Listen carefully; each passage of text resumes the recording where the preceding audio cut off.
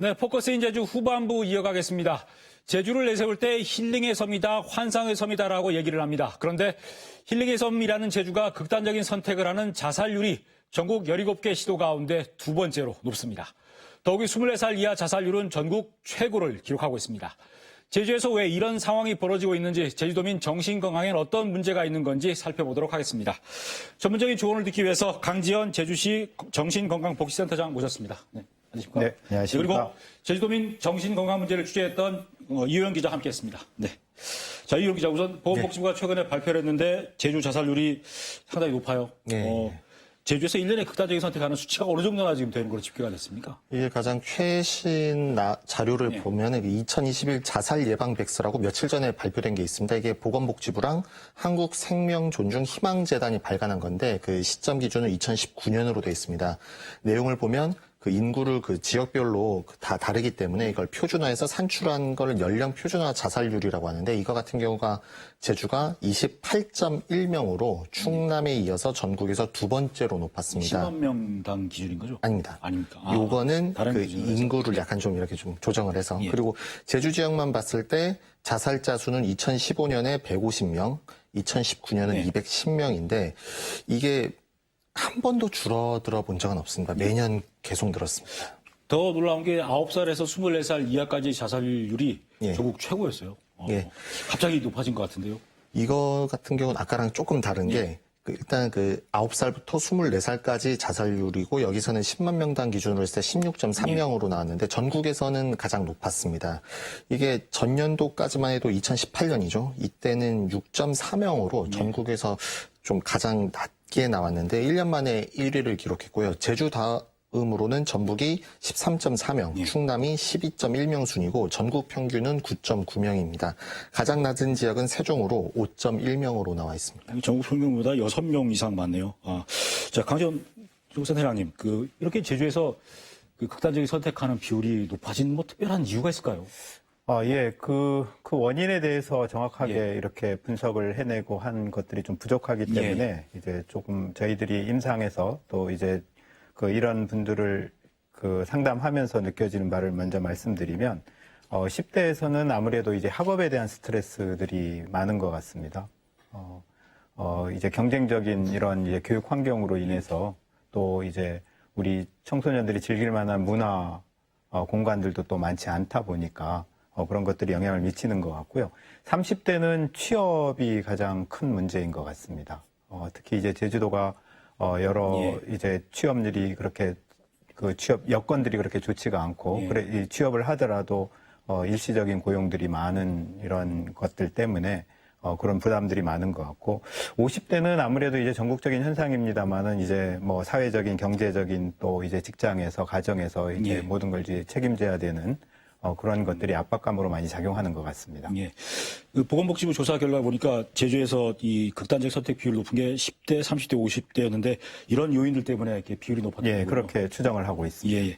최근에 도교청에서 정신건강 전문의 한 명을 또 추가로 채용했는데 학생들이 이런 정신건강에 문제가 있기 때문인데 많이 좀 도움이 될까요? 어떻습니까? 도움이 되죠. 학생 정신건강에 대한 이런 관심들이 이제 전국적으로 다 많이 지금 이제 관심들을 가지고 있는 상황이고요. 제주도에서 이번에 이제 다시 한 분 더 모신 걸로 알고 있습니다. 저 교육청에서요. 예. 그래서 그런 것들이 학생 정신건강의 이제 증진을 위해서 많은 도움이 되리라고 기대하고 있습니다. 예. 자, 이효영 기자, 이 극단적 선택 비율이 높다는 게 제주도민들의 어떤 정신건강에 문제가 좀 심각하다 이런 건데 1월에 현장 취재를 한 적 우리 있잖아요. 예. 그때 당시에 정신건강 치료를 받는 도민들이 상당히 많았는데 어느 정도나 지금 되고 있습니까? 일단 그 지표상으로 볼 때 제주에서 정신건강으로 병원에 직접 가서 진료를 받은 환자 수가 2019년에 5만 명이 넘었습니다. 이게 4년 전과 비교했을 때 그 사이에 30%가 늘었고요.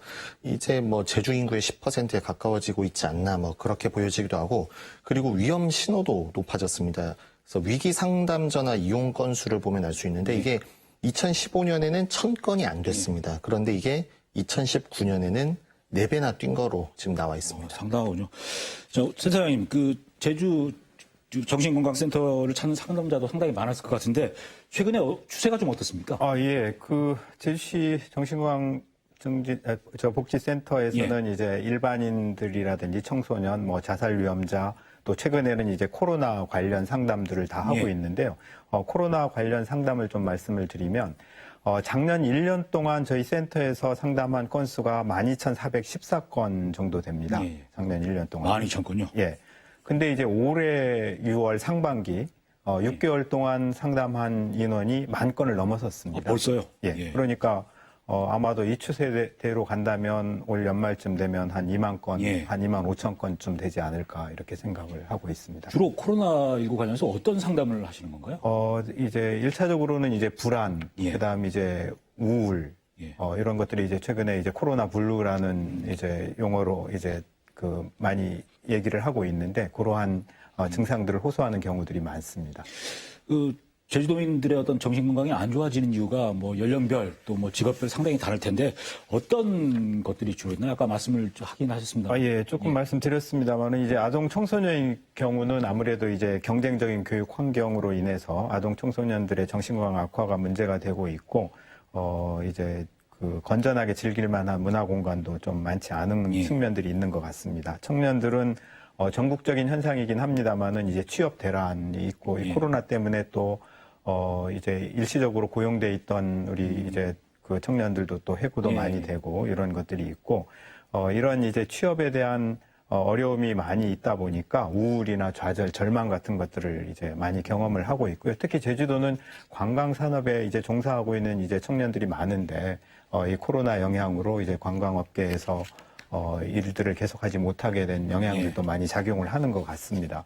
여성의 경우는 과거에 비해서는 사회적으로 그래도 많이 이제 어떤 역할들이나 지위라고 할까 이런 것들이 높아지긴 했습니다만 아직까지도 그런 것들이 어려운 경우들이 많죠. 활동 반경도 이제 적고 또 제한적인 일자리 이런 것들이 영향을 미치는 것 같고요. 남성들은 이제 압박감들을 많이 이제 호소하고 있고 노인이 또 하나 이제 제주도에서 특히 이제 관심을 가져야 될 부분인데 제주도의 경우는 이제 노인 홀로 사는 노인들 비율이 상당히 높습니다. 이제 제주도의 어떤 문화적인 특성도 있고요. 그래서 홀로 있게 되면서 이제 외로움 또 경제적인 어려움 이런 걸로 인해서 절망감, 우울감들을 호소하는 경우들이 많은 것 같습니다. 네네.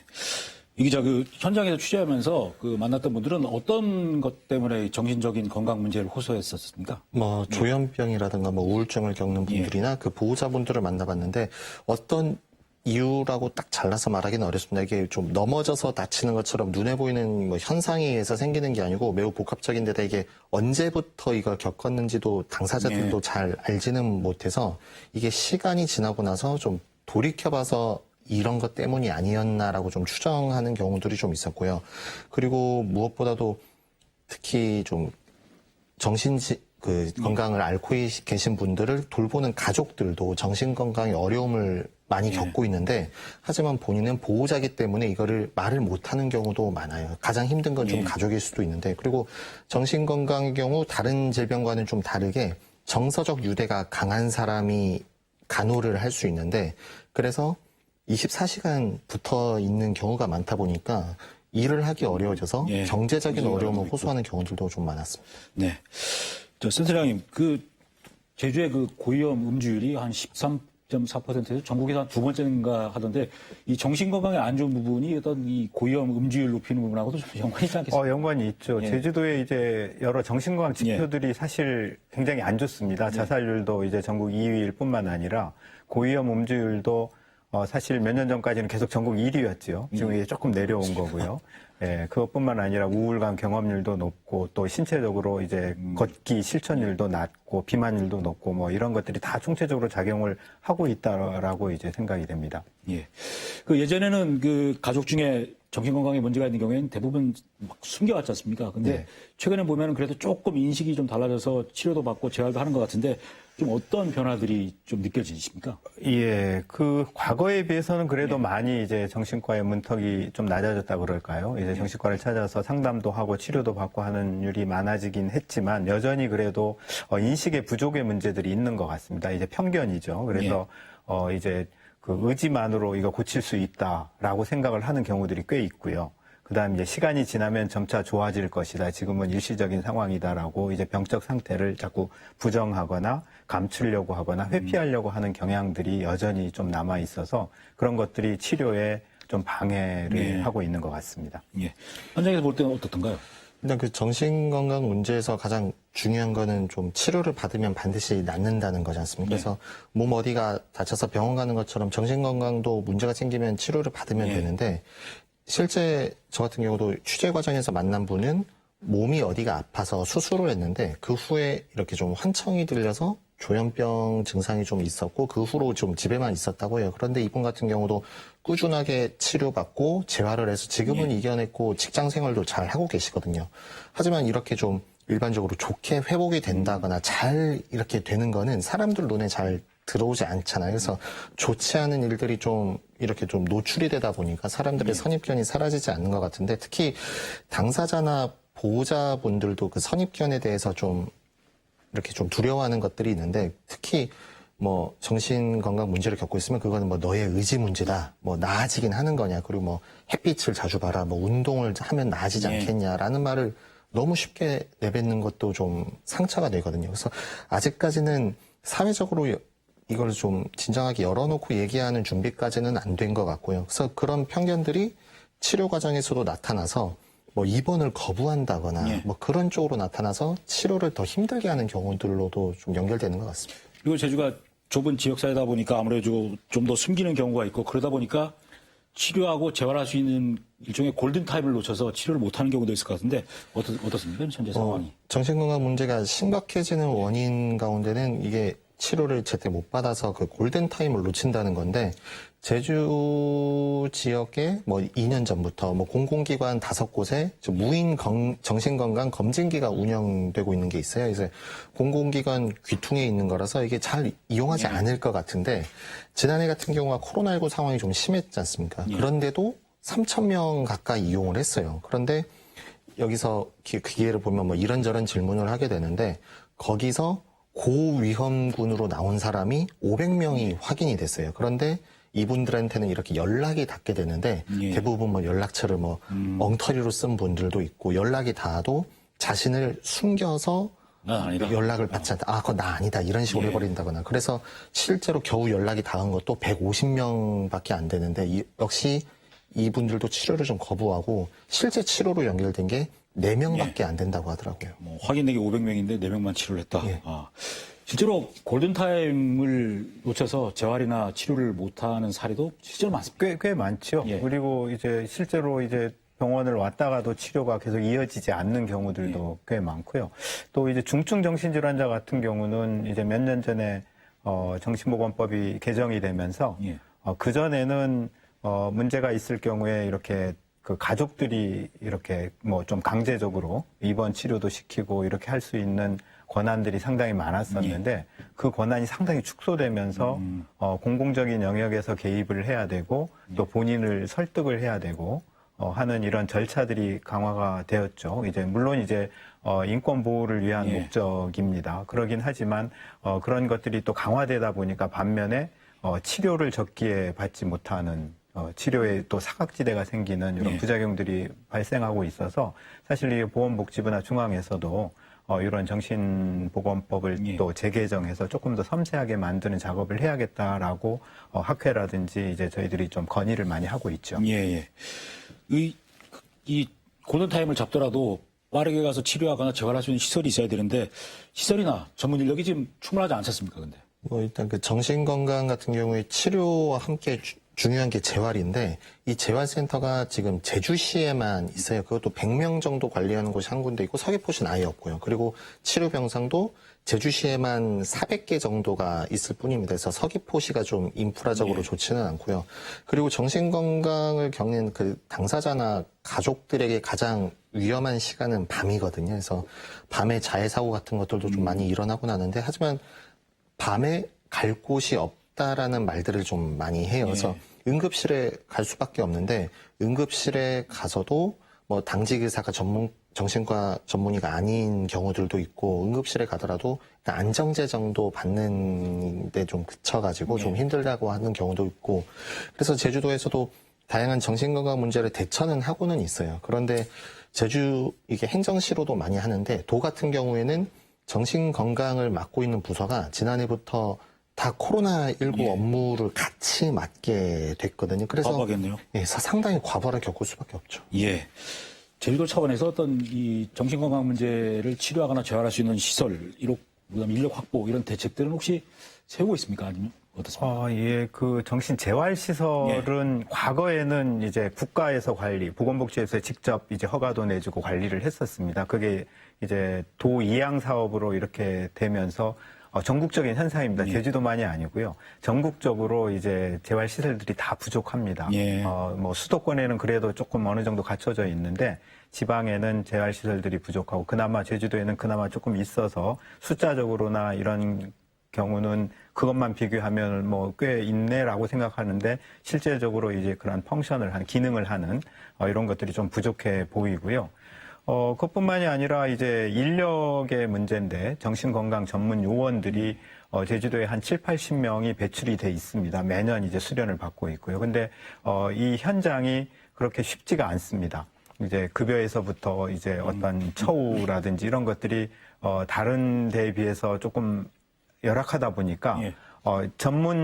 우리 전문 요원들이 정신건강 전문 요원들이 이 정신건강 전문 요 영역에서 일을 하는 게 아니라 다른 쪽에 다 이렇게 빠져나가 있는 게 가장 큰 문제라고 생각을 합니다. 그래서 이제 어떤 시설도 시설이지만 있는 우리 인력들의 이 역할들을 제대로 잘 할 수 있게 도와주는 이런 시스템들이 좀 갖춰졌으면 좋겠습니다.